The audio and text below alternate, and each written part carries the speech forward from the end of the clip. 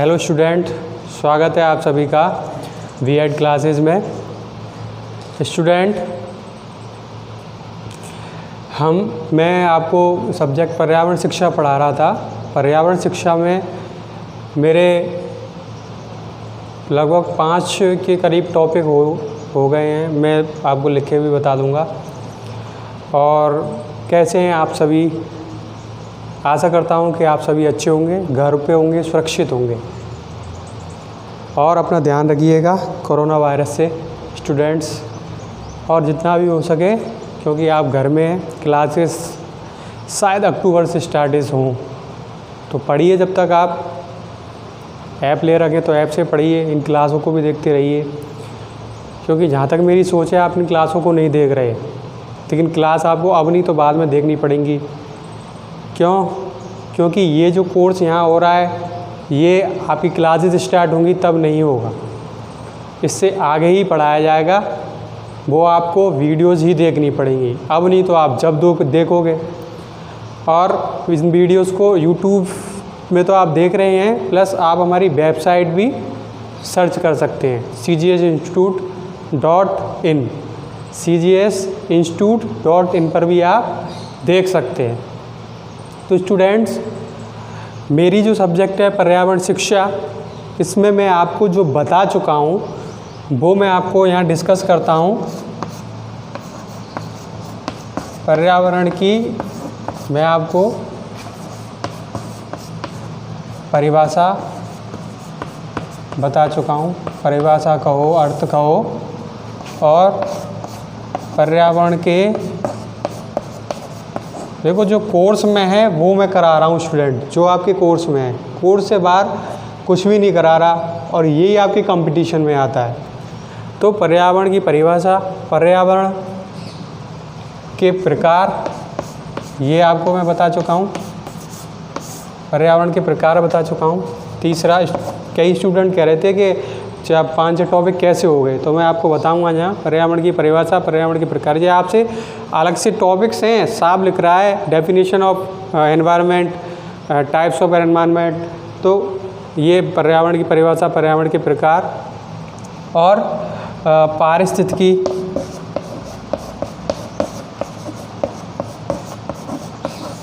पारिस्थितिकी ये मैं आपको बता दिया, यानी इकोलॉजी।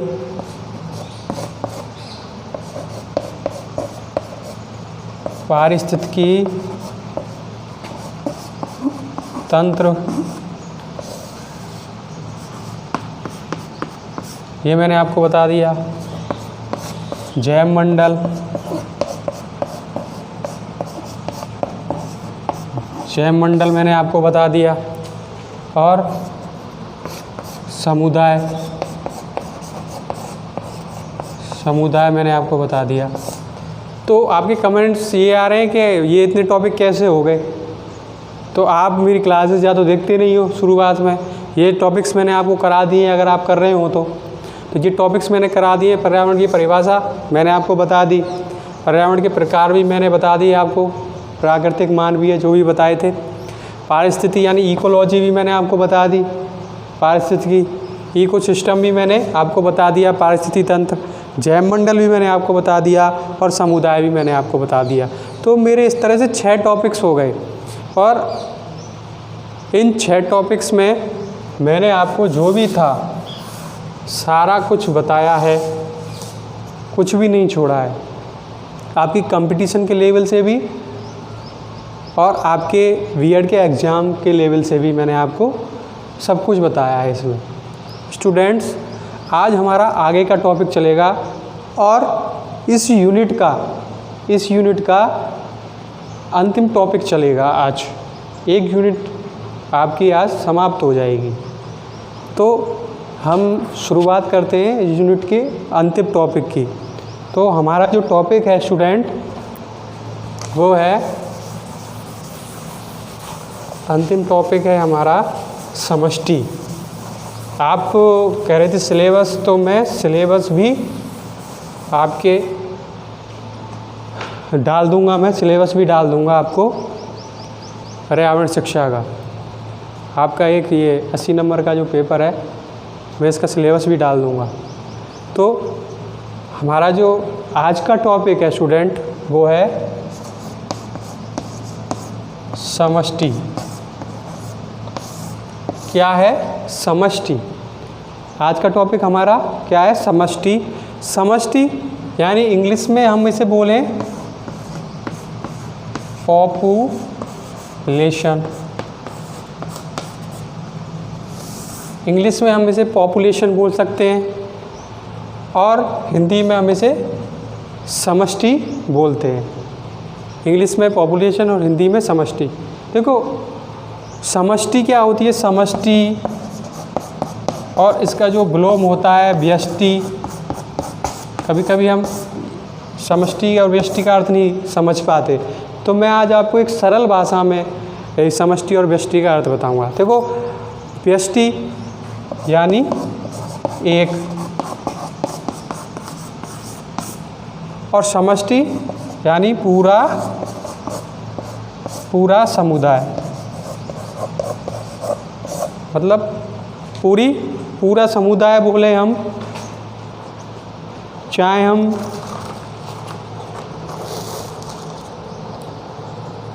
पूरा समुदाय बोले, चाहे पूरी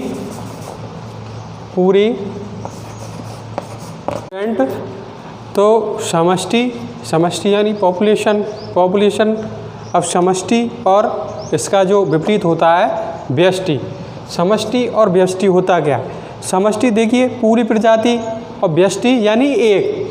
यानी हम अगर शेर के बारे में बात करें तो व्यष्टि कोई एक विशेष का मतलब अगर हम शेर को ले लें तो एक ही शेर की बात आएगी, खाली एक शेर।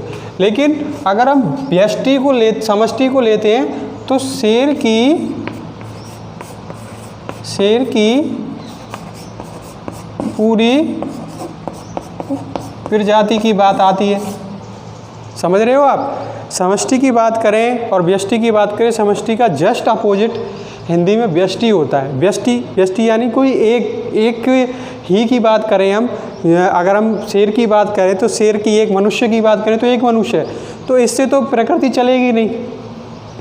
तो हम समष्टि पे आते हैं, तो समष्टि यानी पूरी प्रजाति, शेर की पूरी प्रजाति, मनुष्य की पूरी प्रजाति, यानी जो पूरी प्रजाति को इंटीग्रेट करता है वो हमारा समष्टि कहलाता है।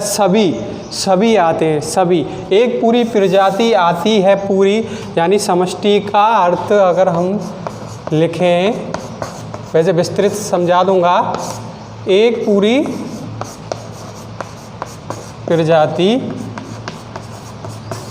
प्रजाति समष्टि कहलाती है, अगर हम इसको ऐसे माने तो। लेकिन अगर हम इसकी विस्तृत अगर हम इसकी परिभाषा दें तो हम इसकी परिभाषा क्या देंगे? हम इसकी विस्तृत परिभाषा क्या देंगे स्टूडेंट? अगर हम परिभाषा दें, यहाँ लिखूँ मैं परिभाषा लिखूँ मैं, तो परिभाषा इसकी क्या होगी? एक समय व क्षेत्र में,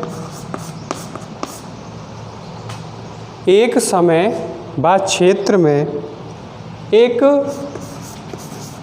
खास प्रजाति के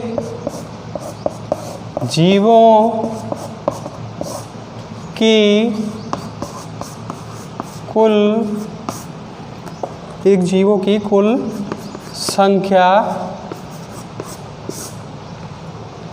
एक समय व क्षेत्र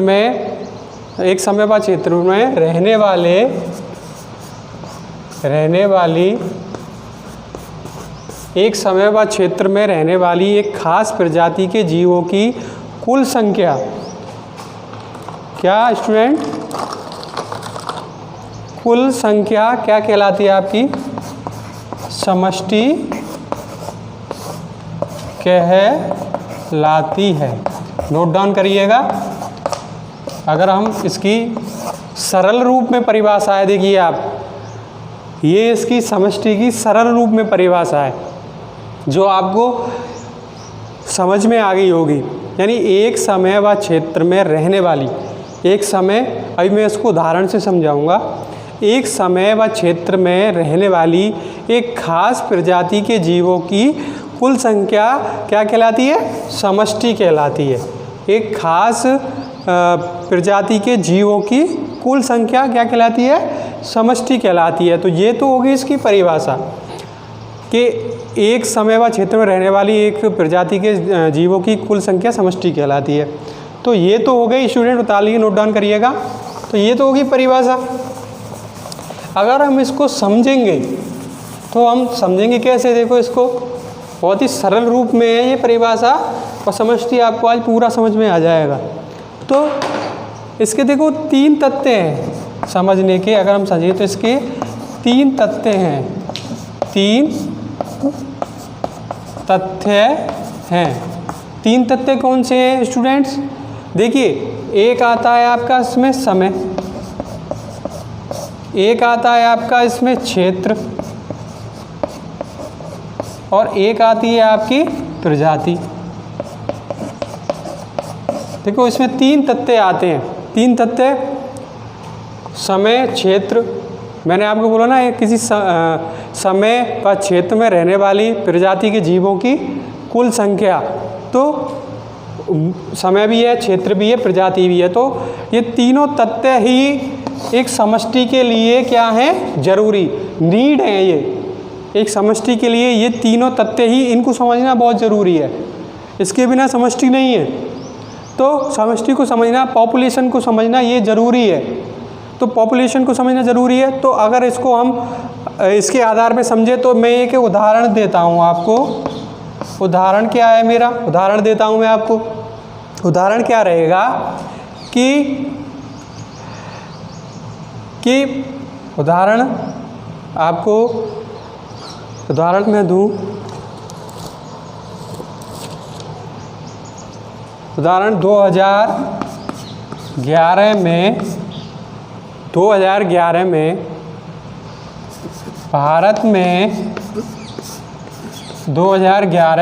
भारत में मनुष्य की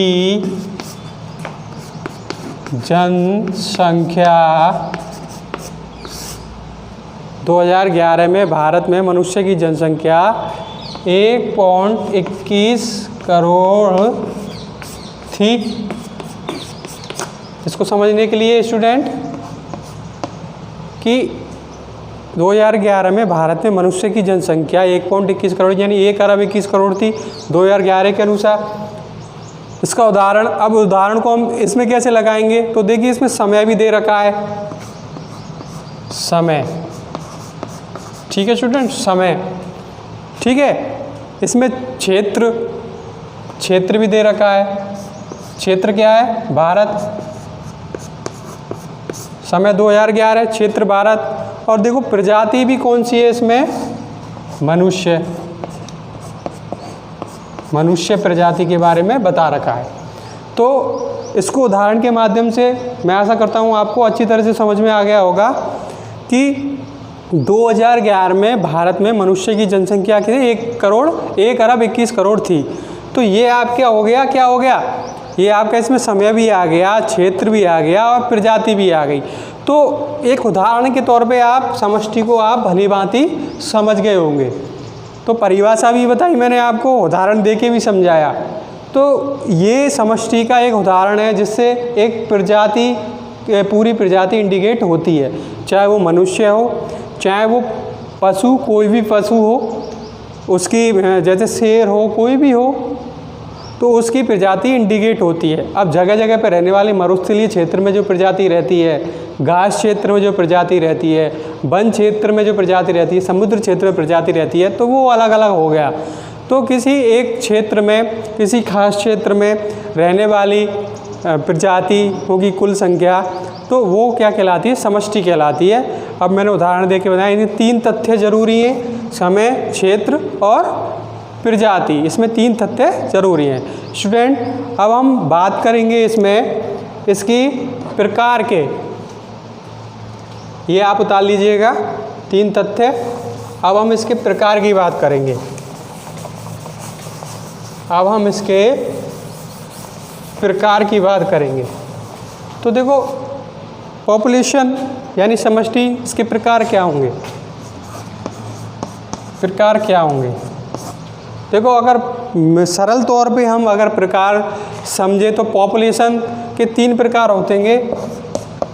देखो, एक तो बढ़ती है पॉपुलेशन, एक स्थिर रहती है, स्थिर है, और एक घटती है। 3 प्रकार हैं ये, बढ़ती है, स्थिर रहती है और घटती है। ये 3 प्रकार हैं। पॉपुलेशन में यही चीज़ तो देखी जाती है स्टूडेंट कि पॉपुलेशन बढ़ रही है, घट रही है या स्थिर रहती है, उस हिसाब से इसका क्लेरिफिकेशन होता है। तो हम बढ़ती कब है पॉपुलेशन? बढ़ती कब है पॉपुलेशन? जब संसाधन अधिक हो। कब बढ़ती है? अगर हम बढ़ती को लगाएं स्टूडेंट, प्रकार बढ़ती है, स्थिर रहती है, घटती है, अगर हम बढ़ती को लगाएं तो बढ़ती कब है पॉपुलेशन? बढ़ती कब है? जब संसाधन अधिक हो और जन्म दर अधिक हो और मृत्यु दर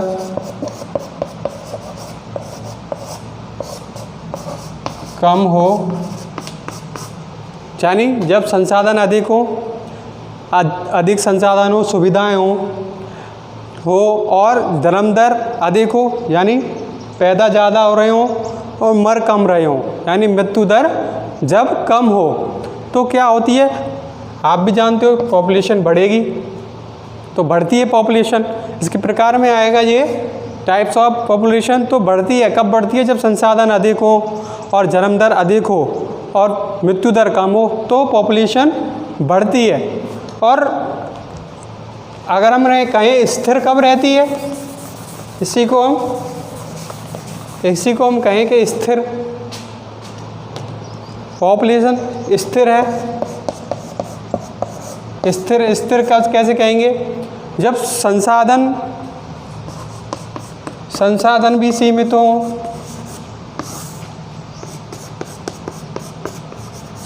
हो और जन्म दर व मृत्यु दर में समानता हो या स्थिरता हो।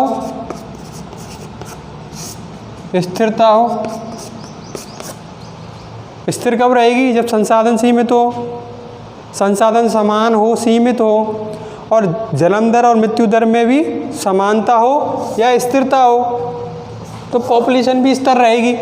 देखिए, जन्म का आंकड़ा और मृत्यु का आंकड़ा बराबर हो, ना तो जन्म ज़्यादा हो ना मृत्यु ज़्यादा हो, आंकड़ा बराबर हो, तो क्या होगा? पॉपुलेशन समष्टि एक प्रजाति विशेष स्थिर रहेगी। और बढ़ेगी कब? जब जन्म दर ज़्यादा हो और मृत्यु दर कम हो, तो पॉपुलेशन बढ़ेगी। स्थिर जब रहेगी जब सीमित हो संसाधन और मृत्यु दर और जन्म दर में समानता हो, बराबर हो, तो स्थिर रहेगी। और गिरेगी कब?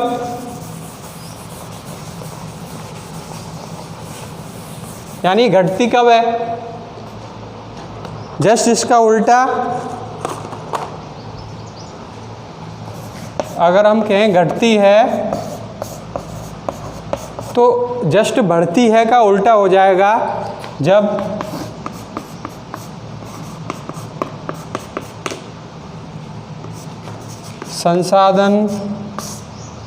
संसाधनों की आवक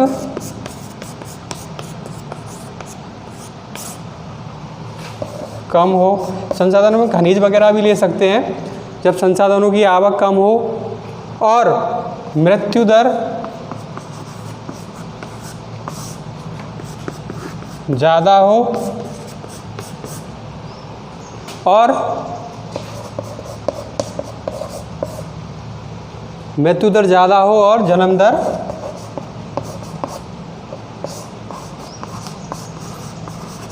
कम हो। यानी जब संसाधनों की आवक कम हो, मृत्यु दर ज़्यादा हो, सीधी सी बात है, जब मृत्यु दर ज़्यादा हो और जन्म दर कम हो तो पॉपुलेशन घटती है। सीधी सी बात है, मरेंगे ज़्यादा, जन्म कम लेंगे तो पॉपुलेशन घटेगी। तो मृत्यु दर ज़्यादा हो और जन्म दर कम हो तो पॉपुलेशन घटेगी। तो ये 3 प्रकार हैं, पॉपुलेशन बढ़ती है, स्थिर रहती है और घटती है। तो ये 3 प्रकार हैं पॉपुलेशन के। यही इंडिकेट करते हैं एक प्रजाति की क्या स्थिति है, यानी ये प्रकार स्थिति बताते हैं कि क्या स्थिति है और इस स्थिति को कैसे सामान्य भी किया जाएगा, जो हमारी सरकार नियम बनाती है। अब 2 बच्चों का नियम जो बना रही है सरकार, तो वो भी इसी प्रकार में ही आएगा कि घटती है बढ़ती है। अगर बढ़ रही है तो नियम बनेंगे ही, अगर जनसंख्या बढ़ रही है तो नियम बनेंगे ही। सीधी सी बात है, संसाधन कम पड़ जाएंगे, आवास कम पड़ जाएंगे, समस्याएं बढ़ जाएंगी तो नियम बनेंगे। तो हमारे बीजेपी की सरकार, केंद्र सरकार एक प्रस्ताव ला रही है जिसमें 2 बच्चों की बात की जाएगी। तो मैंने आपको बताया बढ़ती कब है, घटती कब है और स्थिर कब रहती है। तो मृत्यु दर ज़्यादा हो और जन्म दर कम हो तो घटती है। तो ये हो गए आपके, क्या हो गए, ये हो गए आपके पॉपुलेशन के प्रकार, यानी समष्टि के ये आपके क्या हो गए, प्रकार हो गए। अब मैं इसके कारक की बात करूँगा। समष्टि को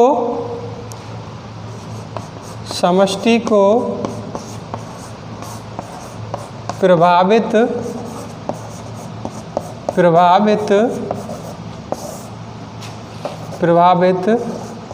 करने वाले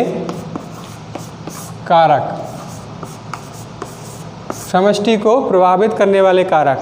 स्टूडेंट, मैं आपको सीधे कारक नहीं लेकर आ रहा, मैं आपको डायग्राम के थ्रू समझाऊंगा कि समष्टि को कौन से कारक प्रभावित करते हैं। तो देखो स्टूडेंट, मैं आपको समझाऊं तो देखो 4 कारक अमूमन, मतलब जो 4 कारक हैं, मेन जो 4 कारक हैं वो प्रभावित करते हैं। तो देखो, एक तो क्या करती है, जन्म दर प्रभावित करती है। इसको इंग्लिश में बोलेंगे नेटिलिटी।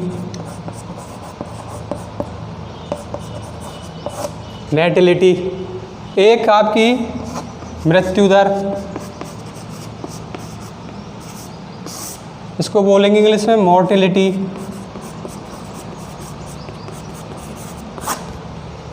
एक होगी आपकी जन्म दर, एक होगी आपकी मृत्यु दर,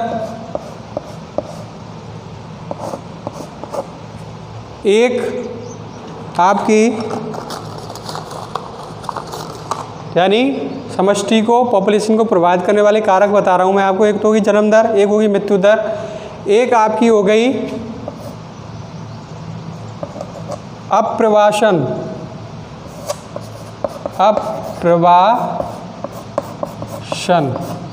इसका मैं अभी अर्थ बता दूंगा आपको, यानी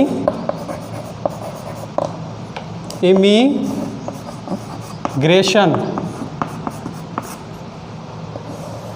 एक आपका अप्रवासन, इमिग्रेशन, और एक आपका उत्प्रवासन। इसको भी हम इमिग्रेशन ही बोलेंगे, EMIGRATION। बस मीनिंग्स का अर्थ है स्टूडेंट, सिर्फ मीनिंग का अर्थ है। तो ये हमारे 4 कारक यानी जन्म दर, मृत्यु दर, अप्रवासन और उत्प्रवासन, ये 4 कारक जो हैं हमें प्रभावित करते हैं किसको? समष्टि को।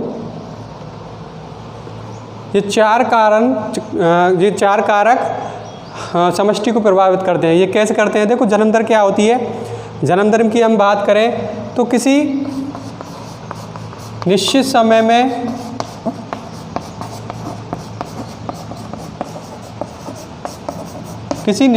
में जन्म लेने वाले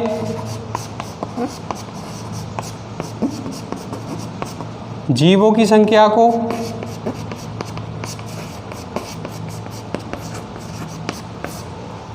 जन्म दर कहते हैं। यानी जन्म दर हम किसे कहेंगे? किसी निश्चित समय में, कोई निश्चित समय होगा, 1 वर्ष 2 वर्ष, जो भी 1 वर्ष कई लगाते हैं, ये किसी निश्चित समय में जन्म लेने वाले जीवों की संख्या, एक निश्चित अवधि में, निश्चित समय में जन्म लेने वाले जीवों की संख्या जन्म दर कहलाती है। मृत्यु दर क्या कहलाती है? एक निश्चित समय में, एक निश्चित अवधि में मरने वाले जीवों की संख्या,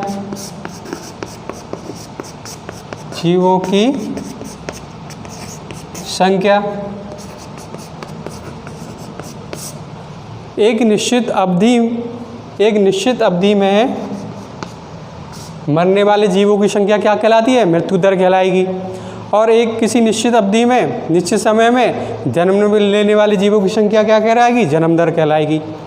तो ये 2 जन्म दर और मृत्यु दर प्रभावित करती हैं। और एक अब आपका आता है अप्रवासन और उत्प्रवासन। तो अप्रवासन क्या होता है कि किसी खास क्षेत्र में, किसी भी क्षेत्र में, किसी क्षेत्र में किसी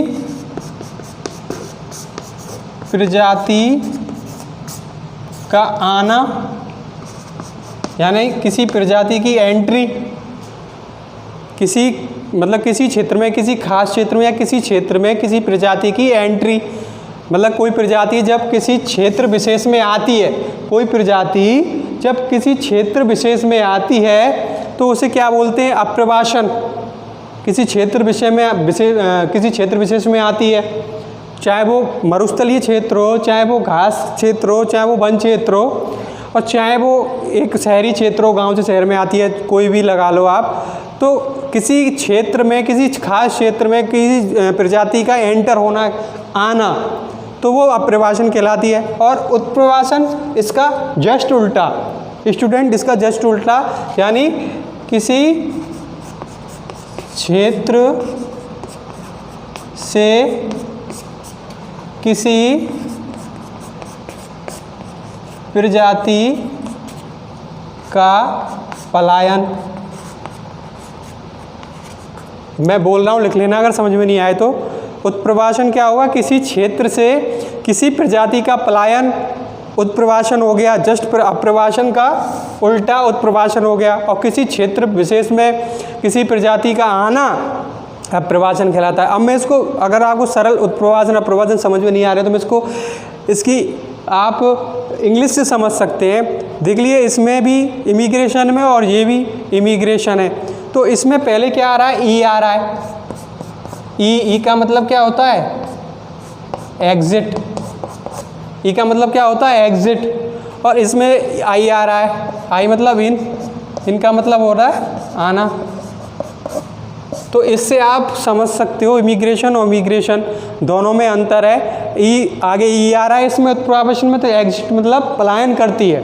और इसमें इन आ रहा है तो इसका मतलब क्या होता है कि एक किसी क्षेत्र में एक प्रजाति आती है। तो स्टूडेंट, ये इसको प्रभावित करते हैं। ये 4 कारक आप देखते हैं, जन्म दर, मृत्यु दर, किसी स्थान विशेष पे आना, किसी स्थान विशेष से जाना। आप खुद अपने ऊपर भी डाल लीजिए, एक मनुष्य प्रजाति होने के नाते आप अपने ऊपर भी ढाल लीजिए, तो भी आप समझ जाएंगे समष्टि को प्रभावित करने वाले कारक ये 4 कारक हैं: जन्म दर, मृत्यु दर, अप्रवासन और उत्प्रवासन, ये 4 कारक ही प्रभावित करते हैं। यानी जन्म लेने वाले किसी निश्चित समय जन्म लेने वाले जीवों की संख्या और किसी निश्चित समय में मरने वाले जीवों की संख्या, जो जन्म दर मृत्यु दर, और ये हो गई आपकी अप्रवासन और उत्प्रवासन। अगर हम इसको स्टूडेंट इसे उतार लीजिएगा, मैंने बोल दिया है मैंने सारा बोल के बता दिया है, सारा उतार लेना आप।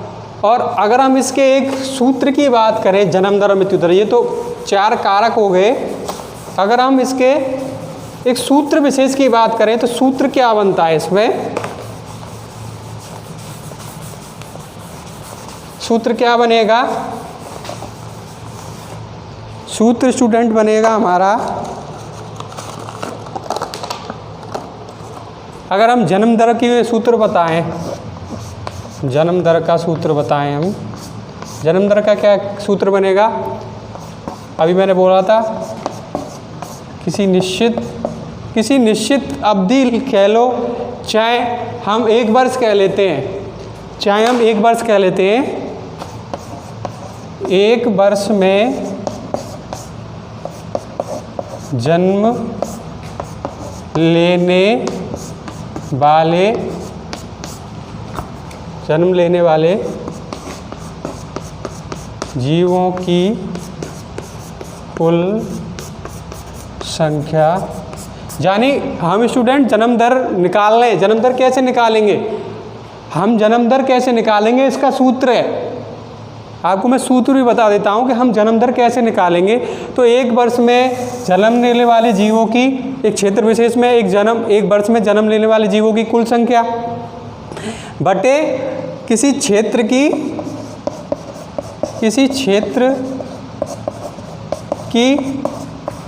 कुल संख्या इंटू 1000, यानी 1 वर्ष में जन्मने वाले जीवों की कुल संख्या और किसी क्षेत्र की कुल संख्या। तो हम अपने राजस्थान पे एक मनुष्य जाति का ही लगा लो, राजस्थान में पॉपुलेशन का हम कैसे करेंगे कि 1 वर्ष में कितने शिशुओं का जन्म हुआ, कितने जन्म रहा, उसकी कुल संख्या, और हमारे जो एट प्रेजेंट में राजस्थान की कुल संख्या, उसमें गुणा कर देंगे हम 1000 का, तो इससे जन्म दर निकल आएगी। जैसे मान लो कि 1000 बच्चों ने जन्म लिया और 2000 जनसंख्या है, और 1000 का हम वो कर देंगे, 3 से 3 के 2 काट देंगे, 2 पंजे 10, तो 500 जन्म दर क्या हो गई? 500 हो गई। इस सूत्र के हिसाब से जैसे 1 वर्ष में जन्म लिया 1000 बच्चों ने और कुल जनसंख्या कितनी है? 2000, इसको 1000 से हमने डिवाइड कर दिया, तो क्या हुआ? जन्म दर कितनी हो गई? जन्म दर बोलेंगे तो जन्म दर 500 हो गई। तो इस हिसाब से इस सूत्र के माध्यम से आप और अच्छी तरह से समझ लेना। तो ये जन्म दर का सूत्र है। और ऐसे ही स्टूडेंट मृत्यु दर का सूत्र होगा, ऐसे ही मृत्यु दर का सूत्र होगा। मृत्यु दर का क्या होगा? मृत्यु दर का भी यही बिल्कुल सेम, मृत्यु दर का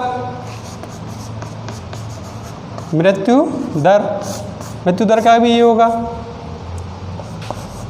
1 वर्ष में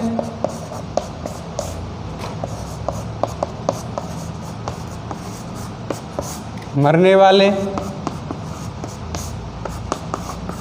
जीवों की संख्या बटे कुल संख्या